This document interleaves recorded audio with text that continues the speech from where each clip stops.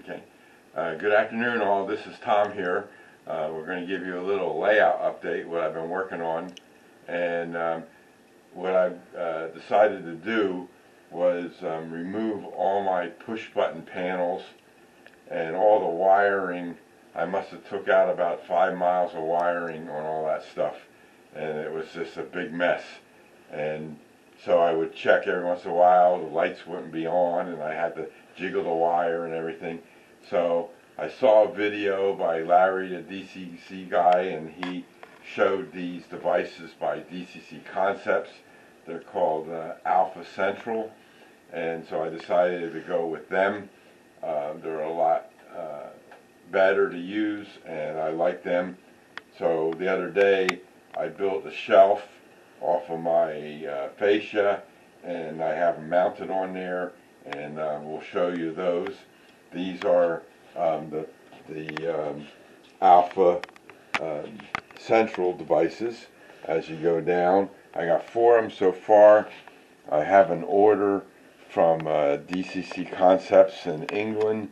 They shipped it out. It's in the United States. It's in Queens, New York right now.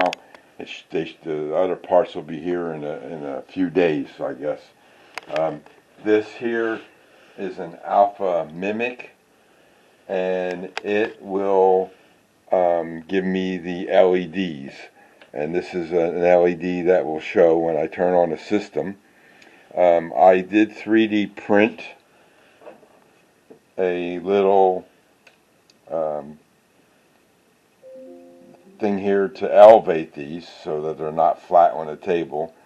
That's 1 millimeter thick, and it slid right in a slot on the Alpha Mimic. They had them there, but I made that. And then on here, the numbers, I 3D printed the numbers on the A1 in multicolor, white background with red letters, and then I glued them all in place. The numbers they give you are 1 to 36, and my turnouts are numbered 100 to 160. So that's why I had to make up my own numbers and labels and stuff. Down here, if you come over here, look at this thing. This is their Alpha PCP panel. It allows the Alpha Mimic to be on the NCE bus line, and I can take an NCE power cab and plug it in to this port, and then do things from here. So that's that board. So I'm going to turn the system on and we'll take a look at it. And you'll notice on the console, when it comes on, the numbers, the addresses will come up as 12, 13, 14, 15, and 16 when it gets here. They're the NCE bus line addresses. Like your power cabs comes as address 2, well, this is 12.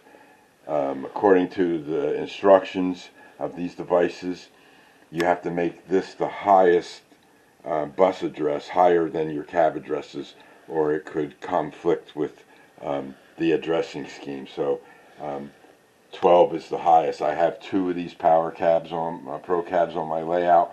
One is address 2 and this one is 7. So I did 12 to get rid of it. And then I have the remote wireless device, which is 6. So that's why I did that. So echo train on. Okay, as you can see, the numbers only pop up for a few seconds.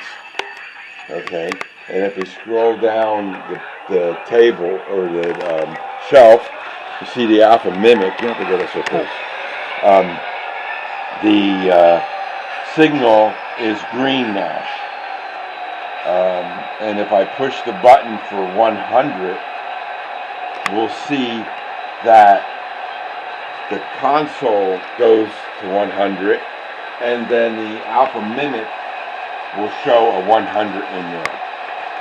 So then it'll change from green to red. And if we go over here to this, to show you turnout 100, is this guy right down here. That's turnout 100 right there. Okay? Now, what I'm doing is I'm going to put these LEDs from the alpha minutes into the fascia all around the layout, near as close as I can get to the turnout. Some will be a little different in places, but at least I'll know where they're for. And what I did was I drilled in the holes in here and then put the assembly into the fascia. And this is the assembly.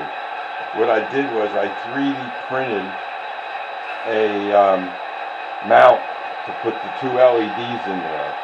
And this side will be green and this side is red. And I know that it's green and red because the green one has a longer casing on it than the red one does. So I know which one is which. And then when I drill the holes and I mount these in, then they'll be against the fascia. And then I got to wire these up to the individual mimic boards that I have. So that's going to take a while to do. I got 60 turnouts here, and it takes some time to get them all done. So what we're going to do now is we're going to change the turnout. And I hit this button here. Okay, hit this button here. This is 100. And I hit the button.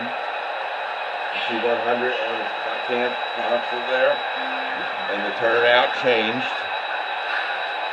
Yep, it's now changed over to the diversion track. And if you look over here, the LED went to red. Okay. If we look at my JMRI turnouts panel, it also turned to red. Okay. So if I go back to the button and change it back to green, hold on.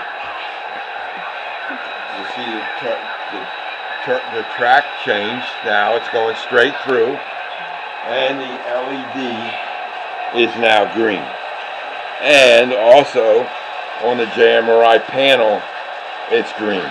Might be hard to see that on the camera, but and this is green. And that's green also, right. So, now, up here, I don't know if you all remember, but I had this panel hanging down here, like so. And then I had a turnout panel here. But when I removed the turnout panel, I said, hey, I can see more. So I decided to remove this from the layout. So I cut out a hole to fit the turnout for the turntable motor to put in there. And then these are all holes for each of the service tracks around the turnout table to have them on or off. And that's what I'm working on now. I got all the wiring that I got to figure out to get power to there. And the other day, as you can see back there, I had wire. That's a bus line that was going through there. And as I was pulling out the wires from the turnouts, one of those bus line wires was spliced together, and then the splice came apart.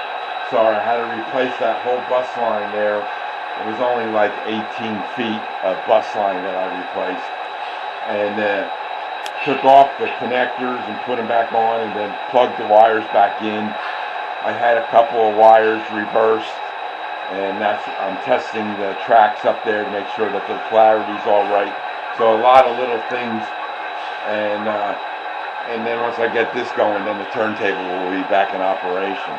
So that's it for today, folks. This bridge that I showed you in another video is all done now. I got the track all ballasted out, and the tank car there that I 3D printed. When I roll it, it rolls all the way down through there. I had a couple of things it was hitting, and I moved them out of the way and stuff like that. So, because that's a 60-footer car, and most of the cars that run on this layout are 40-footers and stuff like that. So, I want to bring some of them down to this area too eventually.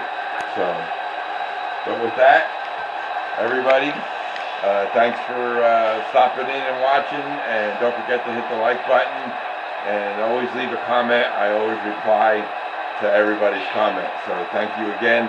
Have a great day, and we'll see you all in the next video. This is Tom. Everybody take care.